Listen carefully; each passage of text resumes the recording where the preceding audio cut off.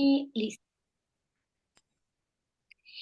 Bienvenidos al podcast Desordenada. El día de hoy me encuentro muy feliz porque tengo una invitada muy especial. Ella es Dalia de la Cerda y nos va a hablar de su libro Perras de Reserva. La verdad es que es un libro que disfruté mucho y ahorita vamos a ver algunos detalles. Dalia, ¿cómo te encuentras el día de hoy?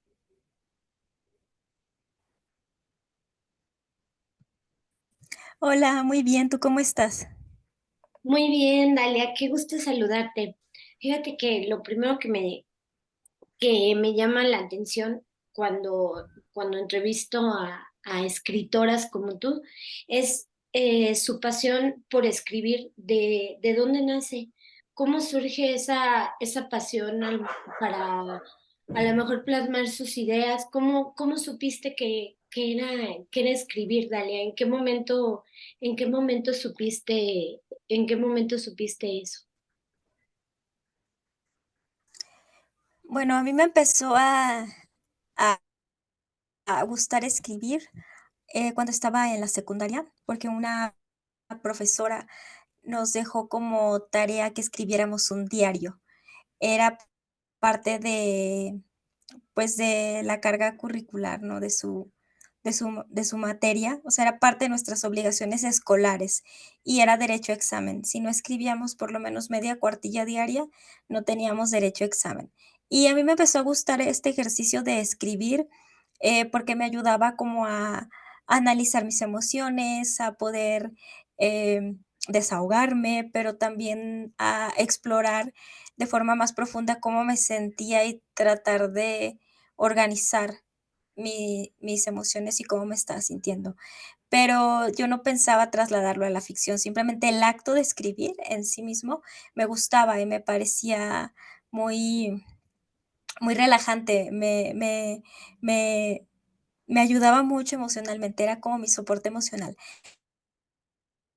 Pero la profesora, cuando leyó la primera vez que hice una entrega, me dijo que tenía mucha habilidad literaria. Me dijo: "O sea, tú habrías de considerar el dedicarte a la literatura, porque tienes un montón de habilidad literaria. O sea, tú piénsalo, considéralo, eres buena para esto". Y yo dije: "Ay, no, no, nunca lo consideré como tal". Fue hasta que empecé pues, que me empezó a gustar la subcultura gótica, que empecé pues, a vestirme de negro, a escuchar música gótica, a ver películas de terror, a leer literatura de horror, de terror y de fantasía, que me empezó a llamar la atención el quehacer artístico, tanto pintar como, sí, escribir, y empecé a ir a talleres de literatura, pero en realidad fue como para ser una gótica de verdad, para no ser poser, no porque yo dijera: "Ay, quiero ser escritora o tal", sino porque yo decía: "Ay, como soy gótica, tengo que ser también artista", y,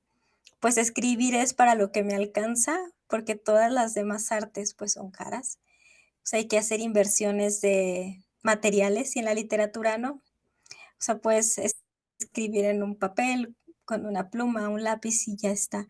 Entonces, fue básicamente por eso, por ser una gótica no poser. Oye, Dalia, otra cosa que me llama mucho la atención de tu libro Perras de Reserva son los personajes. La verdad es que me encantaron y siento que nos hacen salirnos de esta burbuja y pues la verdad es que me encantó que hasta les pusieron la marca de ropa que utilizan. Voy a leer un fragmentito. La verdad no entendía por qué me decían naca. Siempre me vestí correctamente, un pantalón, un cinto Ferragamo o Hermes, una blusa discreta, de preferencia Gucci y zapatillas. Los tenis o zapatos de pisos son para viejas fodoras. Además, siempre traigo las uñas arregladas en forma de almendra, de un solo color, sin brillos y mates. ¿Cómo es esta creación de personajes, Dalia? ¿Cómo le haces para crear un personaje literario o trasladarlo, digamos que a lo escrito? A lo mejor algo que ves, que observas, que hace que continuamente a lo mejor estamos en contacto. ¿Cómo le haces para transformarlo a lo escrito? Pues hice como un trabajo, pues, de observación. primer lugar, estuve, pues, siguiendo en redes sociales a mujeres que me parecían interesantes de algún u otro modo, que me parecía que tenían elementos, para construir un personaje.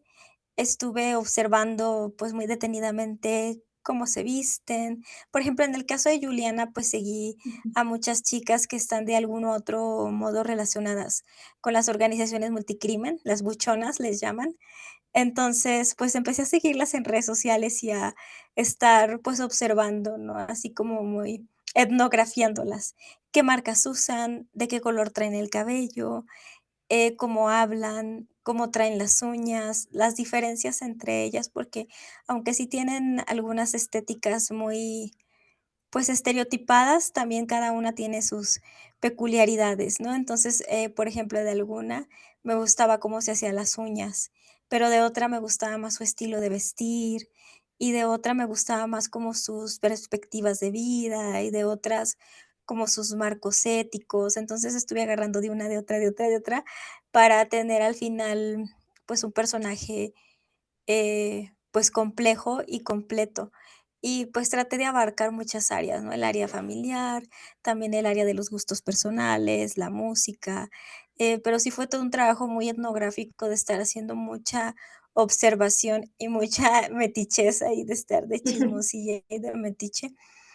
Observando mucho eso de que las uñas, de que el cabello, de qué tratamientos usan en el cabello, y también fue muy divertido, como un ejercicio así de antropológico, también fue súper divertido. Oye, Dalia, y justamente mencionas el tema de la música. ¿Cómo crees que podamos conjuntar las artes, o en este caso la literatura y la música?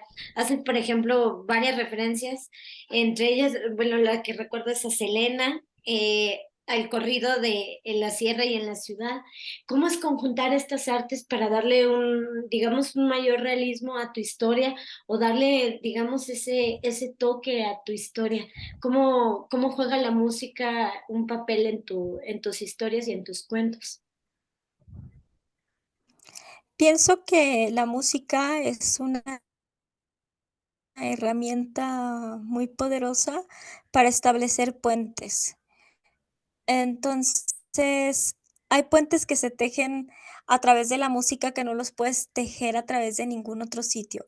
Tan es así que, por ejemplo, vemos ahora en los conciertos de Taylor Swift, ¿no? Que había miles de jóvenes, adolescentes, adultas, niñas, mujeres de todas las edades, todas bien diversas, de contextos completamente distintos, que estaban ahí unidas por un gusto musical, por el amor y el cariño a la trayectoria musical de una cantante, de una artista.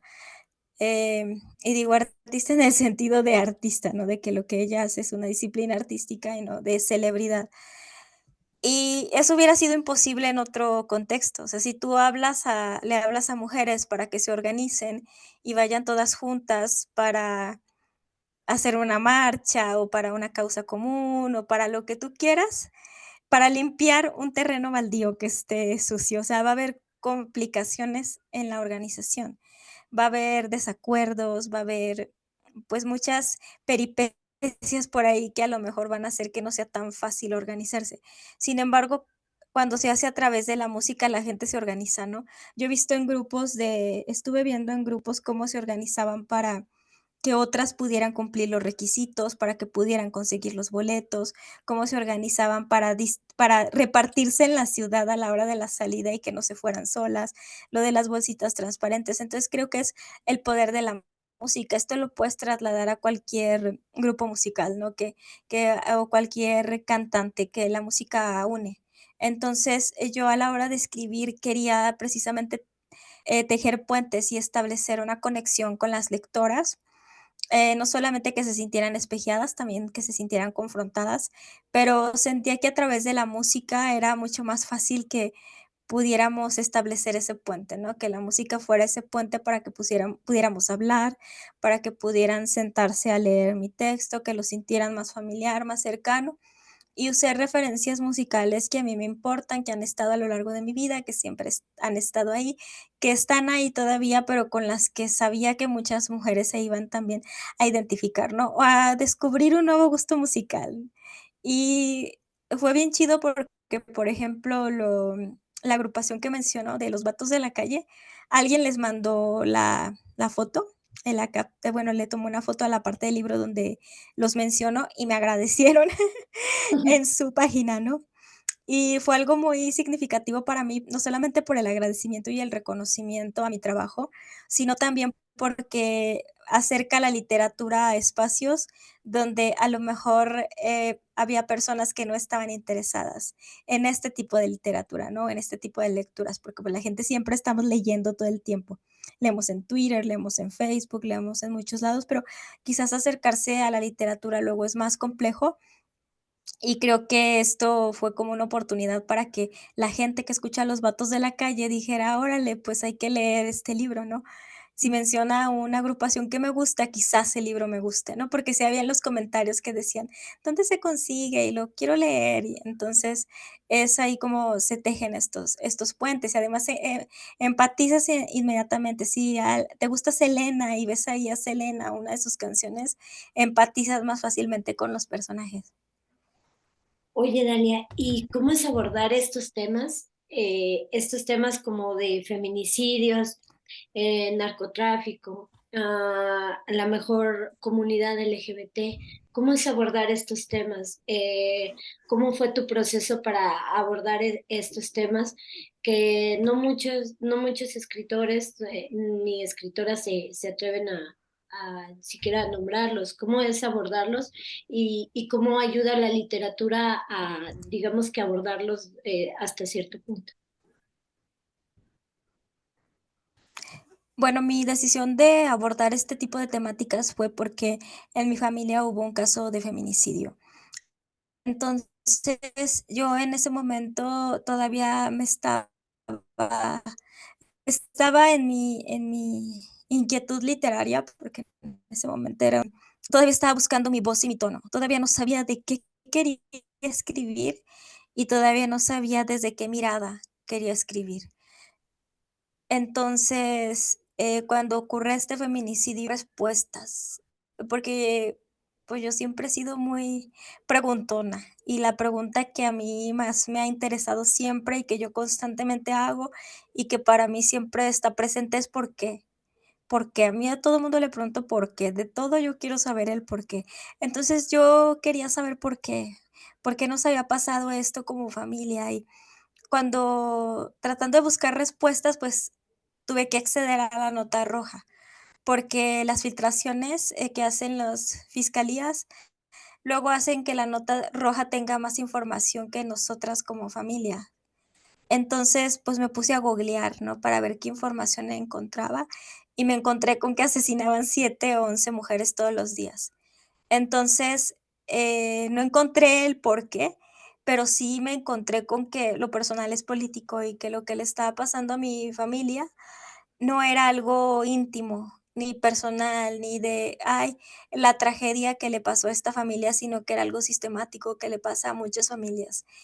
Y me sorprendió que de un fenómeno social no hubiera literatura, porque de todos los fenómenos sociales, de todas las experiencias humanas, siempre había producción artística, siempre se producían canciones, películas, todas las guerras tienen películas, tienen canciones, tienen literatura, hay pinturas, pero del feminicidio y de la violencia que vivimos las mujeres, sí había el tratamiento, desde luego las mujeres siempre han hablado de las situaciones que vivimos y de nuestras miradas y de nuestras perspectivas, pero siento que del feminicidio no se había abordado como un problema social, como una experiencia como más universal, sino que era como un subtema y si es que había algo, porque encontré muy poco. Entonces, pues dije: "Yo quiero escribir de esto", porque Creo que la literatura siempre nos ayuda a entender el mundo. En general, los productos culturales nos ayudan a entender el mundo, nos ayudan a ver otras realidades. Yo quería hablar de eso. Entonces me puse a buscar todo lo que hubiera que hablara de asesinatos de mujeres, canciones, películas, literatura. Y lo primero que aprendí fue cómo no quería yo hablar de estos temas. Desde qué mirada no quería hacerlo, desde qué lugares no quería hacerlo, desde qué perspectiva no quería hacerlo. Y cuando me dan una beca para escribir, este proyecto, me rechazaron bastante, porque me decían que esto no era literatura, o sea, que no había forma en que los asesinatos de mujeres se convirtieran en literatura, que a nadie le importaba, que en 20 años nadie se iba a acordar de la literatura que se hiciera de estos temas, que nadie iba a querer leer, que no eran un tema universal, muchas trabas. Fue hasta 2015, después de 3 años de intentar, me dan una beca del PECDA y la tutora, me regala un libro de Selva Almada que se llama Chicas Muertas. Entonces, este texto habla sobre feminicidios en Argentina, sobre casos muy específicos, y la tutora me dijo: "Creo que tú quieres hacer algo parecido a lo que está haciendo Selva, espero que te ayude". Lo leí, dije: "Definitivamente sí es lo que yo quiero trabajar", pero yo era eso, yo quería como que colectivamente las personas a través de la literatura reflexionaran sobre un tema que a mí me estaba intrigando, pero quería que fuera literatura, no quería que fuera un documental, no quería que fuera un panfleto, no quería que fuera una investigación ni un paper. Yo quería que fuera literatura, entonces yo quería contar, yo quería narrar, no quería adoctrinar. Entonces eso fue todo un reto, se fue puliendo, porque creo que en la vida cotidiana hay muchas historias que no necesitas explicarlas, que te hablan de la realidad. Entonces, así fue más o menos el proceso. Mm, Me imagino, digo, creo que este proceso me parece muy importante y me encanta lo que dijiste del arte, cómo nos ayuda como sociedad. Y también otra cosa que me llama la atención es justamente estas becas, Dalia. ¿Qué consejos le darías a jóvenes, sobre todo mujeres, que les llama la atención escribir para, para publicarse, para estar a lo mejor en un libro así con una portada tan bella como esta? ¿Qué consejo le darías a estas mujeres para, para que logren publicarse, para que logren, incluso mencionabas, encontrar su voz? ¿Qué consejo les darías en México? Bueno, el primer consejo que yo les daría, que es un consejo que me hubiera gustado que me dieran a mí, es que primero que nada hay que ser honesta contigo misma respecto a tus expectativas o a tus metas o a tus sueños o a tus planes. Porque en la literatura te dicen mucho que lo que importa es que escribas, que lo importante es el acto literario en sí, que lo importante es la literatura, tu pasión, tu amor por la literatura.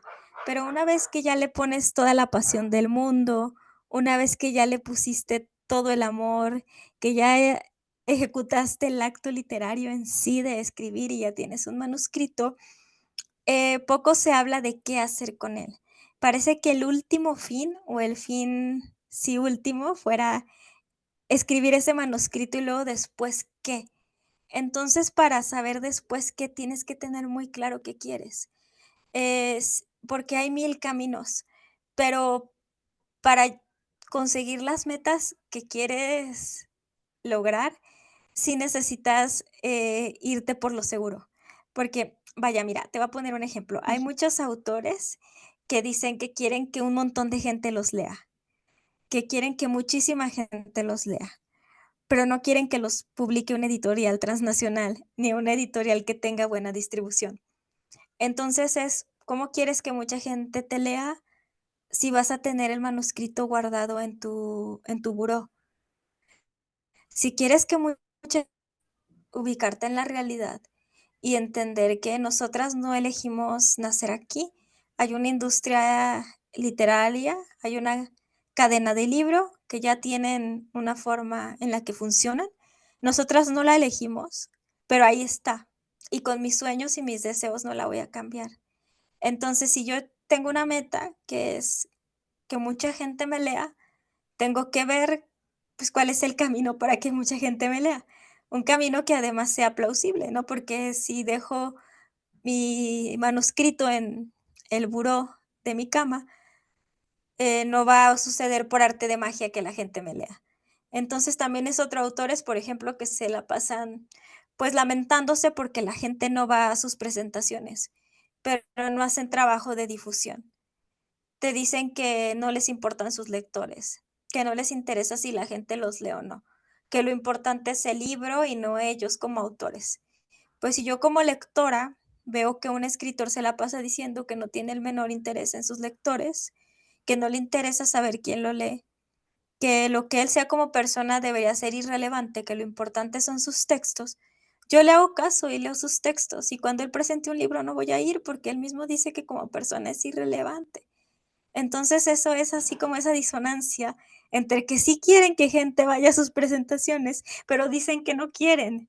Entonces, bueno, quieres o no quieres y actúa en consecuencia. Entonces, eso sería el consejo que doy yo a las autoras, que sean congruentes consigo mismas y que está bien querer que te publique una editorial como Planeta y que está bien querer que te publique Penguin y que está bien querer ser como Flor M. Salvador y también está bien querer publicarte tú sola en una cartonería, bueno, en una editorial cartonera, y que tu libro sea un libro de nicho y que solamente lo lean personas muy específicas y como una cosa más íntima, eso también está bien. Lo importante es que seas honesta contigo misma y con tus deseos y con tus metas y que actúes con congruencia para conseguirlo, ¿no? Si yo hubiera querido que me publicaran en una editorial pequeña, hubiera aceptado las invitaciones que me hicieron editoriales pequeñas, pero yo honestamente sí soy ambiciosa y yo sí quería una editorial grande. Tan es así que a la primera editorial que yo mandé el manuscrito de Perras de Reserva después de que finalizó el contrato con Tierra Adentro fue a Penguin. O sea, yo en cuanto vi que había oportunidad lo mandé. Me dijeron lo recibiera, o sea, sí me acusaron de recibido, pero nunca me respondieron. Entonces eso es un no. Y mi segunda opción era Sexto Piso y mi tercera opción era Almadía. O sea, yo quería esas 3 o lo iba a trabajar como una novela. Yo no quería ninguna otra editorial, pero ese era el camino que yo quería. Hay quienes eligen otros caminos y está bien, pero ese sería el consejo que yo les doy principalmente, que hagan un ejercicio de introspección y sean honestas respecto a lo que quieren y que actúen de forma congruente, no con base en los deseos, porque, pues mira, yo quisiera que, no sé, o sea, hay cosas que yo quisiera que fueran por arte de magia, ¿sabes? Que sucedieran. Yo quisiera que mi libro siguiente se escribiera solo, por ejemplo. Yo no tener que teclear nada, que hubiera una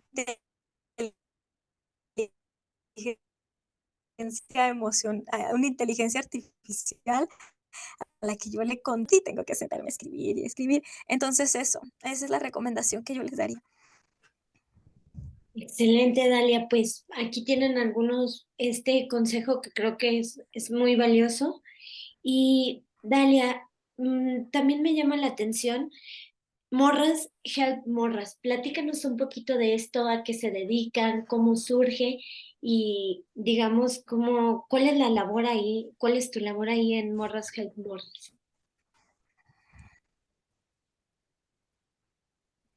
Bueno, en Morras Gel Morras lo que yo hago, o digamos que mi labor es el tema del acompañamiento.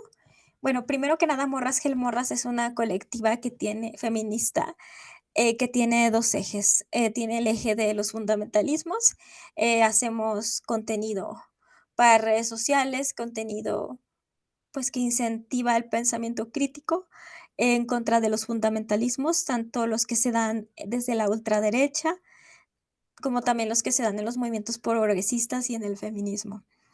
Y por otro lado, tenemos nuestros proyectos de justicia reproductiva y derechos sexuales. Nuestro proyecto más conocido es Aborta Segura, porque damos información, monitoreo, acompañamiento y gestionamos medicamento para mujeres y personas con capacidad de gestar que quieren abortar en lugares donde el aborto todavía es ilegal, y también en lugares donde el aborto es legal, porque muchas mujeres y personas con capacidad de gestar, pues, no quieren abortar en hospitales públicos, prefieren hacerlo en su casa. Y bueno, ¿cuál es mi labor, en Morras Gel Morras? Es importante mencionar que Morras Gel Morras, pues sí es una causa que me apasiona, que sí es algo que con lo que yo estoy comprometida ética y políticamente, y también desde mis afectos, pero que es mi trabajo también. O sea, yo lo hago de esto profesionalmente, tengo un salario para hacerlo. Y, pues, ¿cuál es mi función? Mi función es acompañar abortos, esa es una de mis funciones. Yo contesto mensajes, pues, hago todo lo que se tenga que hacer para que los abortos sean seguros, sin estigmas y en las mejores condiciones posibles, y procuro fondos. O sea, junto con mi compañera Sofía nos encargamos de la procuración de fondos, que es conseguir el dinero para que la organización siga funcionando. Creo que somos bastante buenas en la procuración de fondos y es más, profesionalmente es mi especialidad. O sea, claro, soy especialista en acompañar abortos, sí, pero la movilización de recursos, el dinero, hablar de dignificar el trabajo como activistas, a hablar de la procuración de fondos, de cómo obtener fondos, es algo que me apasiona, y de cómo establecer relaciones más horizontales entre donantes y grants, bueno, y beneficiarios, se les llama. Entonces, básicamente eso hago en Morras que Morras. Pero bueno, por ahí tenemos un podcast, tenemos, pues, contenido en redes sociales y estamos ahí acompañando abortos, damos talleres, hacemos un poco de litigio estratégico junto con otras organizaciones. Y ahí peleándonos con los antiderechos todo el tiempo. Porque no nos podemos descuidar 5 minutos porque nos comen el mandado de verdad, no descansan, yo duermo 8 horas porque soy un ser humano, pero esa gente no duerme, no duermen. Oye, Dalia, y así encuentran esta asociación en redes sociales, así la pueden encontrar como Morras Help Morras. Ajá, así nos encuentran en todas nuestras redes sociales. Ahí nos pueden buscar y nos van a encontrar, y pueden mandarnos mensajito si necesitan abortar. Muy bien, pues ya saben que aquí también tienen, también se trata de difundir literatura, se trata también de difundir este acompañamiento y este tipo también de asociaciones. Y bueno, si les interesa el libro Perros de Reserva, Dalian, ¿dónde lo pueden encontrar? Bueno, Perlas de Reserva literal está en todas las librerías. La pueden encontrar tanto en librerías de cadena como Gandhi, en el Amazon. La pueden encontrar también en plataformas como Bookmate. Creo que está en librerías independientes y estaba en la Pirateca, pero creo que ya dieron de baja la Pirateca. Entonces, pues ya no sé si lo puedan descargar de ahí, pero, pues, seguramente de forma en PDF también lo pueden encontrar. Entonces, si lo leen en PDF, nada más háganme una reseña, buena o mala, pero ayúdenme a la difusión y ya como quiera, no hay problema. Excelente, Dalia. Pues muchísimas gracias por tu tiempo, por tus consejos y muchísimas gracias de verdad. Ya saben en dónde seguirla, en dónde encontrarla y muchísimas gracias. No se olviden de seguir el podcast Desordenada y si les interesó este libro, ya saben a dónde tienen que ir. Muchísimas gracias. Que pasen un bonito día. Gracias. Bye, bye.